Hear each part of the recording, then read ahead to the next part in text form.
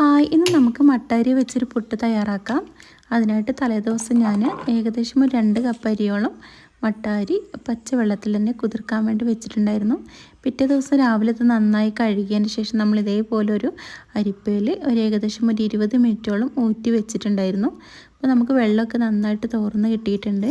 ഇനി ഒരു സമയത്ത് നമുക്കിതിലേക്ക് മിക്സിൻ്റെ ചെറിയ ജാർ എടുത്തിട്ട് നമുക്ക് ഈ ഒരു അരി ഇട്ട് കൊടുത്തിട്ട് ഇതേപോലെ ഒന്ന് അങ്ങ് പൊടിച്ചെടുക്കാം. ഇനി ഈ പൊടി നമുക്ക് നനച്ചെടുക്കേണ്ട ആവശ്യമൊന്നുമില്ല. പാകത്തിന് ഉപ്പ് ചേർത്ത് കൊടുത്താൽ മാത്രം മതിയാകും.